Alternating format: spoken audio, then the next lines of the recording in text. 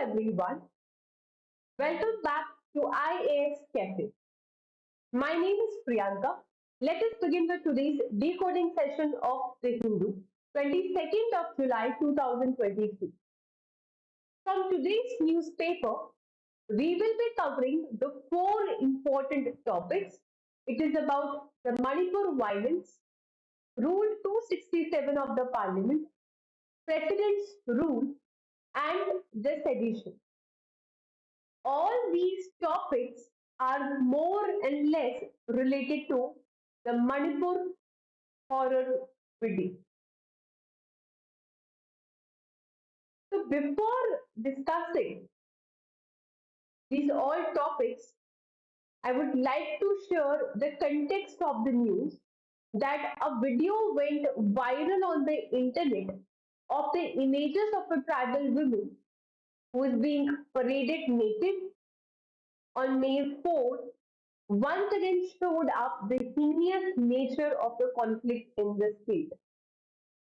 देखो 2 महीने हो चुके हैं मणिपुर वायलेंस को होते हुए that Manipur is burning out of the protest between the two tribes, the Kuki tribe and the Metis tribe. If you want to know the basics or the exact reason for this clash, you can go to my previous video, the first ever video on the channel. You will find about the Manipur violence. और कल ये एक बहुत ही शर्मनाक सा video जो है पूरे इंडिया में वायरल हुआ है जिसमें 4 मई को 2 women of the tribal community जो है they were paraded naked by number of men together in a herd, and out of that those 2 girls, one was even the gang raped. This is a heinous crime. तो आज के जो भी topics होने वाले हैं we will be discussing those topics related to this. When I saw this news in the morning, I was not in a good state even to read about it further. It is such a heinous crime. It's a shameful act. We all should be shamed. Now, the first editorial in today's newspaper is talking about the change of the leadership. As this horror video is circulated, the writer is saying that the problem lies with the leader itself. The writer is pointing about the PM Narendra Modi's long time silence. 2 महीने हो गए हैं Manipur is burning, Manipur में protest हो रहे हैं, but हमारे PM ने इसके ऊपर कोई कमेंट नहीं किया, कुछ भी टिप्पणी नहीं दी और फाइनली एक वीडियो वायरल होता है तब जाके पीएम जो है इसके बारे में कहते हैं कि वो उसको एक्नॉलेज करते हैं. So the writer is saying that PM finally broke his long-term silence of 2 months, but yet he had to acknowledge the causes and the consequences. लेकिन अभी भी पीएम मोदी को जनता को ये जवाब देना पड़ेगा कि ये लॉ एंड ऑर्डर का जो फेलियर है वो क्यों हुआ है. Why being such a majoritarian government यहाँ पे इतने बड़े जो प्रोटेस्ट है वो हुए हैं और इनके जो कॉन्सिक्वेंस हो गया वो क्या होंगे.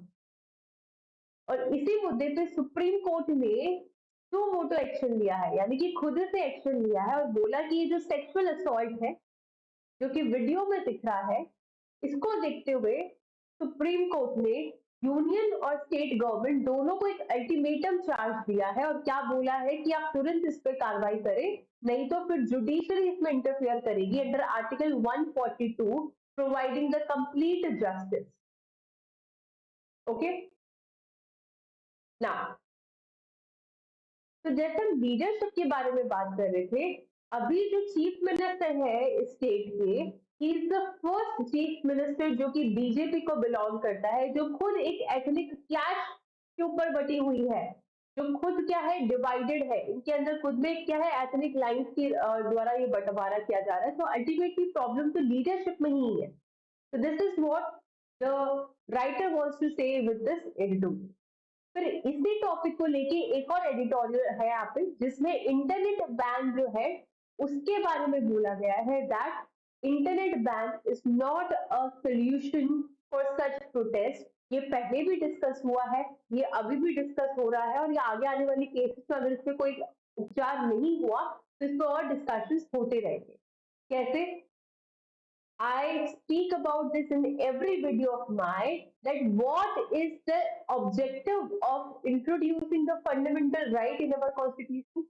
See, when our constitution framers were making the constitution, they thought that we are giving immense power to the government, to the state, that means they can make any kind of law with regards to the citizens. But if they are so powerful, that means they can misuse their powers against the citizens. So to stop this misuse of power, or to stop their arbitrary actions, fundamental right was introduced. That means fundamental rights are so basic that no one can snatch it from a citizen until and unless there are certain reasonable restrictions, as fundamental rights are not absolute in our constitution. तो अब ये मुद्दा कहाँ से आ रहा है? Sir internet से आ रहा है, because internet, right to access internet is a fundamental right under article 19। लेकिन जब भी इंडिया में कुछ होता है इंटरनेट बैन हो जाता है। इतने बड़े प्रोटेस्ट हो रहे हैं, वो अलग बात है। आप राजस्थान जैसे स्टेट में रीट का एग्जाम हो रहा है, इंटरनेट बैन कर दो भाई, पेपर लीक हो रहा है। तो it is not a good solution to break down the lowest hanging fruit, कि आप लॉ एंड ऑर्डर को मेंटेन कर नहीं रहे हो, आप इंटरनेट बंद कर दो। Correct? So it took a video clip of a sexual violence by a mob to surface and go viral, जिसके बाद पीएम मोदी जी की जो साइलेंस है वो टूटी। द ब्लैंकेट ऑर्डर जो है, नो सपोर्टिव डेटा। अब यहाँ पर राइटर क्या कह रहा है कि जब भी सरकार इंटरनेट पर बैन लगाती है, क्या बोलती है कि जो मिस इन्फॉर्मेशन है वो ना फैले, इसलिए हम क्या कर रहे हैं, इंटरनेट बैन कर, है ना? ये नेशनल सिक्योरिटी का चीज है। लेकिन कोई ऐसा डेटा नहीं आता है जिससे ये लग रहा है कि मिस इन्फॉर्मेशन फैली है। अगर हम पर्टिकुलर मणिपुर वायलेंस के बारे में बात करें, यहाँ तो इंटरनेट ने एक इतनी हीनियस जैसी क्राइम, जो कि जनता के सामने बहुत पहले आ जाना चाहिए, सरकार के सामने बहुत पहले आ जाना चाहिए और किस स्टेप लेना चाहिए। ये तो इंटरनेट एक अच्छा काम कर रहा है, इंफॉर्मेशन फ्लो की तरह काम कर रहा है, आपको इंफॉर्मेशन दे रहा है, और कोई डेटा नहीं दे रहा है मणिपुर वायलेंस के केस में, ठीक है, कि जिससे आप ये बोल सको कि इसका इंटरनेट का मिसयूज हो रहा है या फिर गलत इंफॉर्मेशन जो है फैलाई जा रही है। ठीक है? तो यहाँ पे क्या बोल रहे हैं कि जो data from telecom regulator authority of India show that people of Manipur access internet primary through the smartphone, कि मणिपुर के जो लोग हैं मोस्टली अपने स्मार्टफोन के जरिए इंटरनेट का यूज करते हैं, और जो वाईफाई है यानी कि जो वायर्ड इंटरनेट होता है, they are the users primarily constitute institutional, commercial या फिर सोशल इकोनॉमिक ग्रुप्स। पूरा स्टेट इफेक्ट हुआ है जिस तरह से आपने इंटरनेट जो बैन कर रखा है। And it is not the case of कुछ district, it is case of a complete state। जो ऑर्डर यहाँ पे इशू किया है उसमें ये इन्होंने क्या रीजन दिया, that to prevent the activities of anti-national and anti-social elements by stopping the spread of disinformation and false rumors through the social media platforms। But the writer is saying कोई miss information का data नहीं आ रहा है, कि आपके पास जो social media platforms है जिसमें इन्फॉर्मेशन का गलत तरीके से सर्कुलेशन हुआ है, ऐसा कुछ भी नहीं हो रहा, जबकि डेटा का एब्सेंस है, there is no data, there is absence of data और specific instances of violence being prevented due to the jamming of internet connectivity. और एक इंपॉर्टेंट चीज यहाँ क्या दिख रही है कि जैसे ही डेडलाइन होती है कि भाई मंडे को आपका इंटरनेट हट जाएगा, उस डेडलाइन से पहले इसको फर्दर और एक्सटेंड कर दिया जाता है, फिर अगली डेडलाइन से पहले उसको और एक्सटेंड कर दिया जाता है। यानी कि ये एक तरह से शो कर रहा है कि अनलिमिटेड इनडेफिनिट टाइम के लिए आप इंटरनेट बैन कर रहे हो, जो कि नहीं हो सकता। क्योंकि रिसेंटली जो Anuradha Vasan versus union of India का केस है, उसमें सुप्रीम कोर्ट ने क्लियर कट ये बोला था कि आप इंटरनेट को इनडेफिनिट टाइम के लिए बैन नहीं कर सकते। बट इश्यूज क्या आ रहे हैं इंटरनेट बैन होने से? जो स्टूडेंट है मणिपुर के, जो कि बाहर मेट्रोपॉलिटन सिटी में पढ़ाई कर रहे हैं, they are running out of the money, कोई ट्रांजेक्शन नहीं हो पा रहा, फैमिली से कनेक्शन नहीं हो पा रहा, नथिंग इज हैपनिंग। ठीक है? फिर यहाँ पे राइटर क्या कह रहा है कि ये जो अनुराधा वाला जो केस था, Anuradha Vasan versus union of India, ये एनफोर्स नहीं हो पाया, तो अल्टीमेटली एक तरह से हाफ फेलियर है। तो यहाँ पे 19 मई को एक और केस है हाई कोर्ट के अंदर जिसमें पिटीशन फाइल की गई थी regarding the partial ban of the internet. Finally 5-10 या हियरिंग के बाद 7 जुलाई को जो है डिसीजन सुनाया जाता है, जिसमें क्या बोलते हैं कि जो प्राइमरी ऑब्जेक्टिव है as framed by the high court वो क्या है कि आप एसेस करो कि it is possible to provide the limited use of internet और नॉट, और ये इज कॉन्स्टिट्यूशनली इनकंग्रुएंट या फिर incompatible to the judicial review for it avoid determining the legality of the order. और अनुराधा वासिन वर्सेस जो यूनियन ऑफ इंडिया का case है, ये तो टोटल फेलियर था बिकॉज एनफोर्समेंट जो इसका नहीं हुआ था। Clear? Now the vital role of information flow. If we talk about the internet ban, जो मिस इन्फॉर्मेशन है वो क्या कर रही है, स्प्रेड नहीं हो रही, लेकिन मिस इन्फॉर्मेशन की जगह जो रियल इन्फॉर्मेशन है वो लोगों के सामने आ रही है। जैसे कि वीडियो जो है वायरल हुआ अबाउट द सेक्सुअल वायलेंस जो कि वहां पे हुआ। इंफॉर्मेशन फ्लो बहुत ज्यादा जरूरी है ताकि अकाउंटेबिलिटी हो स्टेट और सेंट्रल गवर्नमेंट को लेके, ताकि वो मिसयूज ना कर रहे हो पावर का in taking steps to ensure the truth, justice, reconciliation. Accountability can only come when the court improve on the precedent of Anuradha Basin case and demand it from the state and central executives as well. Okay. Now, coming to the second, एक और मुद्दा यहाँ पे उठा था कि parliament का जो मॉनसून सेशन है वो स्टार्ट हो गया था 20 जुलाई 2023 को, यानी कि एक परसों 2 दिन पहले, करेक्ट, एक दिन पहले। तो उसमें पहले दिन क्या हुआ, हल्ला मच गया। हल्ला क्या हो गया कि बहुत सारे जो इश्यूज है वो पार्लियामेंट में डिस्कस होने होते हैं। तो जो आपके पास गवर्नमेंट है उन्होंने जब इशू डिस्कस किया तो जो अपोजिशन गवर्नमेंट है उसने कहा कि भाई हम रूल नंबर 267 के अंदर ये चाहते हैं कि बाकी सारे डिस्कशन को कैंसिल करो और सिर्फ मणिपुर वायलेंस पर डिस्कशन करो, इसके ऊपर आप वार्तालाप करो, चर्चा करो, और मोदी जी जो है प्राइम मिनिस्टर अपनी जो चुप्पी है वो तोड़े और इसके ऊपर बात करें। तो ये रूल नंबर 267 जो इसकी कहानी है, लेकिन जो चेयरमैन थे राज्यसभा के उन्होंने इसको रिजेक्ट कर दिया और क्या बोला कि अगर कोई बेसिस ऑफ मेरिट मुझे दिखती है तो रूल नंबर 267 हम लाएंगे, बट इसको रिजेक्ट कर दिया गया और 30 मिनट का डिस्कशन जो इसको दिया दैट हाँ शॉर्ट टर्म डिस्कशन जो यहाँ पे हो सकता है। तो what is rule number 267?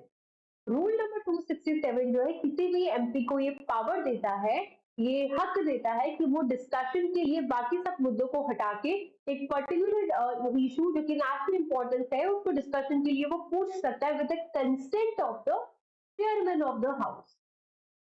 Now क्या मणिपुर में प्रेसिडेंट रूल लगना चाहिए या नहीं लगना चाहिए, इस पे भी डिस्कशन हो रहा है। बट प्रेसिडेंट रूल क्या कहता है? आपके कॉन्स्टिट्यूशन में there are different parts, part 1 union and territories, part 2 fundamental right, ठीक है, sorry citizenship, part 3 fundamental right. इसी तरह से आपके कॉन्स्टिट्यूशन में पार्ट 18 है जो डील करता है फ्रॉम आर्टिकल 352 से 360। इसमें आता है इमरजेंसी प्रोविजन। 3 इंपॉर्टेंट आर्टिकल्स है। आर्टिकल 352 तो बात करता है नेशनल इमरजेंसी के बारे में। आर्टिकल 356 स्टेट इमरजेंसी के बारे में बात करता है, जिसको प्रेसिडेंट रूल के नाम से भी जानते हैं, जो हमारा आज का टॉपिक होगा discussion. It is also known as the president rule. Then comes your Article 360 which talks about the financial emergency. अब बात करते हैं कि प्रेसिडेंट रूल क्या कहता है।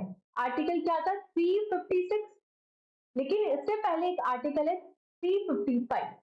ये क्या कहता है कि सेंटर की ड्यूटी है स्टेट को प्रोटेक्ट करना, कि अगर स्टेट पे कोई एक्सटर्नल एग्रेशन होता है या इंटरनल डिस्टर्बेंस होता है या फिर स्टेट कॉन्स्टिट्यूशनल प्रोविजंस को नहीं मानता है, रिस्पेक्ट नहीं करता है, तो तीनों ही केस में ये सेंटर की ड्यूटी है उनको प्रोटेक्ट करना। और कैसे करेगा? आर्टिकल 3 जो है 356 under the article 356 that is imposing the president rule. अब प्रेसिडेंट रूल जो है लगेगा कैसे सर? 2 कंडीशन है। पहली कंडीशन क्या कहता है, या तो जो गवर्नर है वो खुद जाके रिपोर्ट करे प्रेसिडेंट को कि हमारी स्टेट की कंडीशन ठीक नहीं है, we are not able to control it. दूसरा क्या कहता है कि जो प्रेसिडेंट है उसको खुद को अगर लग रहा है, सेकंड कंडीशन क्या है कि अगर खुद को लग रहा है कोई अदरवाइज रीजन है कि स्टेट में कुछ गड़बड़ है, तो तब क्या करता है कि आर्टिकल 356 यहाँ पे इम्पोज हो सकता है और प्रेसिडेंट रूल जो लग सकता है, यानी सेंटर यहाँ पे अब डायरेक्शन देगी स्टेट को, ठीक है। तो this is how the president rule is impose. But SR Bommai case क्या है, पहले क्या था जो प्रेसिडेंट रूल लगता था वो फाइनल होता था, उस पर जुडिशियल रिव्यू पॉसिबल नहीं होता था। बट एसआर बोमाई केस के बारे में ये बोला गया इसके बाद में that it is not immune to judicial review. अगर प्रेसिडेंट रूल लगता है तो उसकी जो बेसिस होंगे उसको जुडिशियल रिव्यू कर सकते हैं, ठीक है।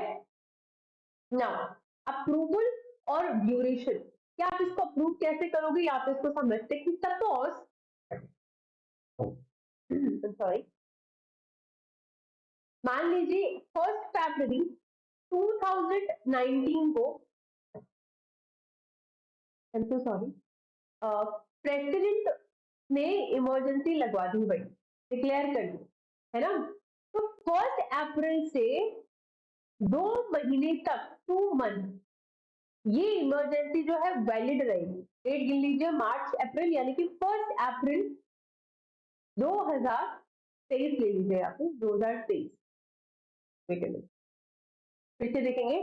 फॉर एग्जाम्पल मान लीजिए कि 1 फरवरी 2023 को जो प्रेसिडेंट है उन्होंने डिक्लेयर करा कि मैं लगा रहा हूँ प्रेसिडेंट रूल मणिपुर पे, तो ये जो इमरजेंसी है 2 महीने तक वैलिड रहती है, 2 मंथ तक, यानी 1 अप्रैल 2023।